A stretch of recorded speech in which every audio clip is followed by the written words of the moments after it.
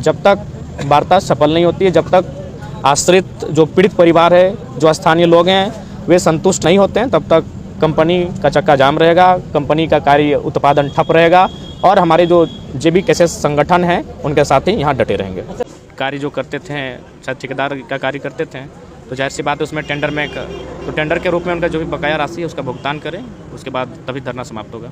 आज अगर बात करें महरूम मुख्तार अंसारी की, जिनकी आज जो दुर्घटना घटी है, और स्थानीय लोग कहीं ना कहीं अगर हत्या की आशंका जता रहे हैं, तो इससे आप इनकार नहीं कर सकते हैं, इस कथन से आप खारिज नहीं कर सकते हैं। इसलिए नहीं कर सकते हैं क्योंकि जो कंपनी है जिसके मालिक शायद कोई गोयल जी करके हैं, उनका 50 लाख का ड्यू है। वे ठेकेदार के रूप में थे, यानी ठेकेदार हैं, यानी उनके अधीन बहुत सारे वर्कर भी हैं, दिहाड़ी मजदूर हैं, दैनिक मजदूर हैं। तो जाहिर सी बात है 50 लाख की जो राशि होती है वो बहुत बड़ी राशि है, और मेरा मानना है कहीं ना कहीं वो 50 लाख की राशि और मौत के बीच की कड़ी है।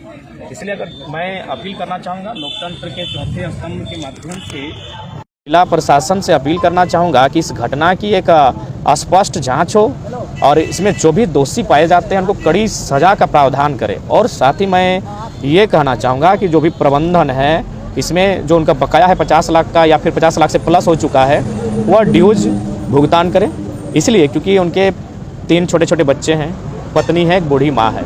यदि मान के चलिए इतनी बड़ी राशि का भुगतान नहीं करते हैं तो उनकी फैमिली पर बर्डन आएगा, उनकी फैमिली को ताना सुनना पड़ेगा, क्योंकि एक ठेकेदार के रूप में थे, बहुत सारे वर्कर्स का पेमेंट उनके पास ड्यूज होगा, तभी तो 50 लाख की राशि है। तो मेरे हिसाब से जो उनका ड्यूज पेमेंट है वो भुगतान होना चाहिए, और उसके बाद चूँकि वो भुगतान तो मजदूरों को चला जाएगा, लेकिन इनकी जो मौत हुई, इनकी मौत पर भी मुआवजा मिलना चाहिए, क्योंकि 3 छोटे छोटे बच्चे हैं। और मैं चाहूँगा कंपनी अपना हृदय को विशाल करते हुए उन 3 छोटे छोटे जो बच्चे हैं उनकी पढ़ाई का खर्च वहन करने का एक बहुत बड़ा पहल करे, और साथ ही अगर संभव है उनकी अर्धांगिनी अगर शारीरिक सबलता है उनमें, तो कुछ एक ऐसा कार्य जो उनको यहाँ दिया जाए जिससे वो अपना रोजी रोजगार का साधन को आजीवन उठा सके। ये भी जानकारी मिली कि उनके परिजनों को उनके खाता में कुछ पैसा अमाउंट ट्रांसफर किया गया और आश्वासन भी दिया कि बहुत जल्द आपको पैसा दे दिया जाएगा। चलिए ठीक है, उसके लिए अगर ऐसा बात है तो हम प्रबंधन की पहल ठीक है, लेकिन हम तो यही कहना चाहेंगे कि किसी भी प्रकार का मजदूर के साथ कोई धोखा नहीं हो, क्योंकि आप भी जानते हैं झारखंड में लोग लिखते भी हैं उसके बाद भी मुकर जाते हैं। आपका यहीं प्रधान खंडा में 4 मजदूर दब के मरे थे, सभी को याद होगा। उसमें बाकायदा जो डीआरएम होते हैं, डीआरएम आप समझ सकते हैं कितने बड़े पदाधिकारी हैं रेल के, उनका भी सिग्नेचर है। उनको 20-20 लाख का मुआवजा देने का बात कहा गया था, लेकिन फाइनली क्या हुआ कि ट्रेजरी में उनका पैसा जमा कर दिया, और वो पेमेंट था क्या पता है, 6 लाख, 7 लाख, 8 लाख, 9 लाख, यानी जो मुआवजा 20-20 लाख कहा गया था वो 6 लाख में आके ख़त्म हो गया। तो कहीं ना कहीं सही बात आपने कहा, आश्वासन, एक भरोसा दिलाना, हम लोग भोले भाले लोग हैं, मान जाते हैं, लेकिन हम चाहेंगे कि गरीबों के साथ और ज़्यादा मरने के बाद भी तो कम से कम इंसाफ मिलना चाहिए। वो मर चुका है, उसके साथ मरने के बाद भी अगर नाइंसाफ़ी होगी तो फिर लोकतांत्रिक व्यवस्था से लोगों का विश्वास टूट जाएगा। तो इसीलिए अगर कंपनी ने कहा कि भुगतान हो जाएगा तो हम चाहेंगे उसको एक राइटिंग हो जाए, और उस राइटिंग के माध्यम से कंपनी के जो जिम्मेवार पदाधिकारी हैं उनका हस्ताक्षर हो, फैमिली वालों का हस्ताक्षर हो। अगर जिला प्रशासन ने त्रिपक्ष वार्ता के अनुसार या फिर मता करते हुए हस्ताक्षर करे तो और बेहतर पहल होगी। तो जयराम महतो इस लड़ाई को किस रूप में लड़े? देखिए बिल्कुल, जब तक वार्ता सफल नहीं होती है, जब तक आश्रित जो पीड़ित परिवार है, जो स्थानीय लोग हैं, वे संतुष्ट नहीं होते हैं, तब तक कंपनी का चक्का जाम रहेगा, कंपनी का कार्य उत्पादन ठप रहेगा, और हमारे जो जेबी केसेस संगठन हैं उनके साथ ही यहाँ डटे रहेंगे। अच्छा सर, अवैध भंडारण का जो भी यह कारोबार चलाया जाता है, इसका प्रमाण भी है, और प्रशासनिक अधिकारियों से हम कंप्लेन भी कर चुके हैं, लेकिन कोई तरह का एक्शन नहीं हो पाता है। तो इसमें कहीं ना कहीं जो है कि माफिया जो है कि वो संलिप्त है। तो इसके लिए सर कुछ आप क्या कहना चाहते हैं?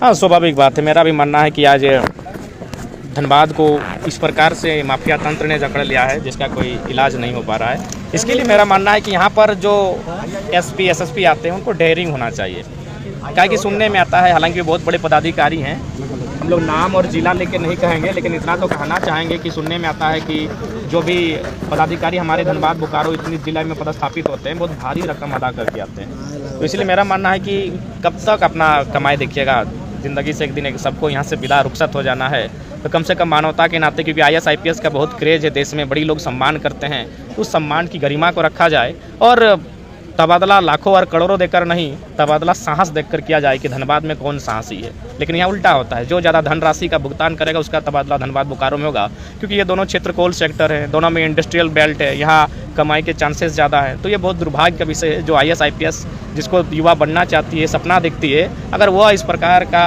मैंने रवैया रखेगी तो मुझे लगता है आखिर लोग विश्वास कहाँ करेगा। इसी में लास्ट सर, में पूरे झारखंड राज्य के साथ साथ देश भर में आपको टाइगर के रूप से आप प्रचलित हो रहे हैं और आपको टाइगर के नाम से जान रहे हैं। तो यहाँ के जो किसान हैं अगल बगल में, इस फैक्ट्री के अगल बगल में जितने भी खेत हैं, तो फसल 15-20 साल से बर्बाद किया जा रहा है, मुआवजा भी नहीं दिया जा रहा है और मुआवजा मांगने पर धमकी भी दिया जाता है कि जान से मार दिया जाएगा आपको। तो सर, इसके लिए सर आपका जो भी क्रांतिकारी सदस्य आपके साथ जुड़ा हुआ है, उसका अगर किसान का नुकसान हो रहा है तो इसके लिए सर आप क्या कहना चाहते हैं? देखिए, इसके लिए फैक्ट्री बंद होनी चाहिए, क्योंकि भारत के संविधान आर्टिकल 21 में इस बात का जिक्र भी है कि हमें जीने की स्वतंत्रता है। और जीने की स्वतंत्रता का तात्पर्य है कि अगर कोई मेरे सामने हॉर्न भी बजा रहा है और अगर उस हॉर्न से हमें हानि हो रही है तो उसको हॉर्न बजाना बंद करना होगा। ये भारत का संविधान हमें मौलिक अधिकार देता है। तो यदि कंपनी का धुआं, कंपनी का प्रदूषण से जीवों को हानि होती है, चाहे वो वन्य जीव हों, जलीय जीव हों या मनुष्य के रूप में जीव हो, तो ऐसी कंपनी को संचालन नहीं करने का अधिकार है। ये भारतीय संविधान के अनुरूप है, तो ऐसी कंपनी को बंद कर देना चाहिए। बहुत बहुत धन्यवाद सर।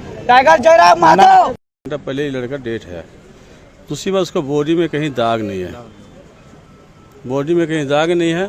अब बोलता है हैवा चढ़ जाएगा तो पंजरा टूट जाएगा, कुछ भी हो जाएगा, इतना बॉडी खत्म हो जाएगा। तो वो होने के बाद रात को उसका स्टाफ आए, रात करते बात होते होते होते होते इसका लास्ट 2 बजा दिया। वो जवाब हम लोगों ने दिया, लास्ट में बोला हम लोग से कुछ नहीं, वो मालिक बाहर में है। तो हम लोग बॉडी बोले कि रात को अशरफी में रख दिए, हम लोग सवेरे जाके गेट में उसका बॉडी हम रखेंगे, जो फैसला होगा यही होगा। तो उस बीच में मालिक से कोई आपस में बातचीत हुआ, तो बातचीत होने के बाद उन लोगों को कुछ बात करके आ रहा है।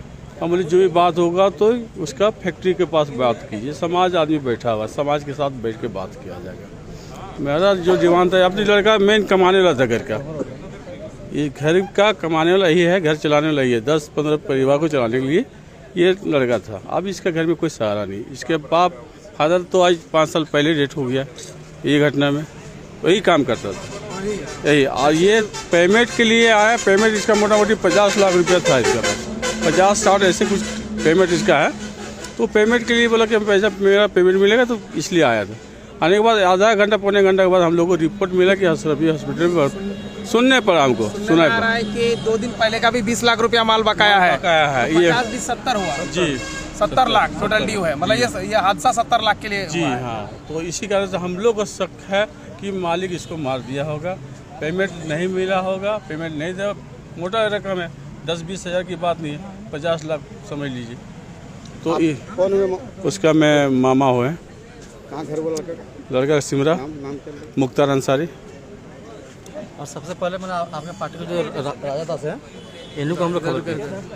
दादा, समस्या आपने उनके मामा जी के द्वारा आपको पता चल गया है, क्या बोलना चाहेंगे? देखिए, हम तो अभी जस्ट यहाँ आए हैं और जो स्थानीय लोग हैं, मामा जी हैं, उनके माध्यम से हमें जानकारी मिली कि मैंने एक मजदूर, एक झारखंड के व्यक्ति को किस प्रकार साजिश के तहत मार दिया जाता है। कहीं ना कहीं ये दुर्भाग्यपूर्ण विषय है। तो हम लोग फ़िलहाल जो प्रशासन है, जिला प्रशासन, उनसे हम लोग सहयोग की अपेक्षा रखते हैं कि इस पीड़ित परिवार को, जो व्यक्ति इस दुनिया में अब नहीं रहा, उसे इंसाफ मिले। और जो भी उनका फैक्ट्री में बकाया राशि है, चूँकि वह कार्य जो करते थे, शायद ठेकेदार का कार्य करते थे, तो जाहिर सी बात है उसमें टेंडर में तो टेंडर के रूप में उनका जो भी बकाया राशि है उसका भुगतान करें, उसके बाद तभी धरना समाप्त होगा। मामा जी की वार्ता हो गई है। देखिए, हम तो जस्ट पहुँचे, मेरा 5 मिनट आया हुआ, हम भी घर में नहीं थे, सूचना मिली तो हम भागते हुए आए हैं। तो ये पीड़ित परिवार की तरफ से ये भी कहना है कि उन्हें मार दिया गया, इसके लिए क्या संभावना बनाई, बिल्कुल संभावना से आप खारिज नहीं कर सकते हैं, क्या कि एक बहुत मोटा अमाउंट मैंने भुगतान करना था। तो जाहिर सी बात है, लोग 10-100 रुपये के लिए हत्या करते हैं, यहाँ तो लाखों रुपए का सवाल था। तो आप इस संभावना से खारिज नहीं कर सकते। गोयल जी जो है भट्टे के जो मालिक है, वो अभी तक उपस्थित नहीं हुए, मानवता के लिए भी नहीं आए हैं। देखिए, क्या बोलेंगे? कंपनी, फैक्ट्री, जो ऑनर मालिक होते हैं, व्यापारियों में मानवता नहीं होती है। व्यापारियों को केवल फ़ायदा से मतलब होता है। इंसान का गला काट कर भी अगर उन्हें फ़ायदा मिलता है तो वो पीछे नहीं हटते हैं, उसी का दुष्परिणाम है। और बिल्कुल मुझे भी इसमें हत्या की आशंका दिखती है। जयराम जी, कैसा लग रहा है ये जो जिस तरह से कंपनी द्वारा बताया जा रहा है कि यह एक्सीडेंट है, परंतु स्थिति को देख के कैसा लगता है? देखिए, कहीं ना कहीं इसका एक्सीडेंट नहीं बल्कि एक प्लानिंग के साथ किया गया काम है। 50 लाख का बकाया होना बहुत बड़ी बात है। यहाँ लोग 50 रुपए के लिए हत्या करते हैं, तो 50 लाख का मामला है। यानी मेरा मानना है कि इसमें कंपनी का साठगांठ है और जो फैक्ट्री ऑनर हैं, कहीं ना कहीं उनकी मिलीभगत के कारण ये आज दुर्घटना घटी इसलिए है। आप क्या बोलना चाहिए, जांच का विषय बनता है? बिल्कुल जांच का विषय बनता है, जिला प्रशासन इसकी उच्च स्तरीय जांच करे और जो दोषी जो भी पाए जाएंगे उन्हें कड़ी से कड़ी सजा दे, और साथ ही जो मुआवजा नहीं, पहले तो इनका जो 50 लाख का ड्यू है उसे पूरा किया जाए, नहीं तो फिर इसके फैमिली वाले कहाँ से देंगे, क्योंकि उसके अंतर्गत बहुत सारे लोग काम करते थे, वो ठेकेदार था यानी उसके अंदर बहुत सारे लोग काम करते थे, तो जो बकाया पैसा है उसका भुगतान करें ताकि जो वर्कर है उनको दे सके, नहीं तो फिर फैमिली पर बहुत बड़ा बर्डन पड़ जाएगा। हाँ जी,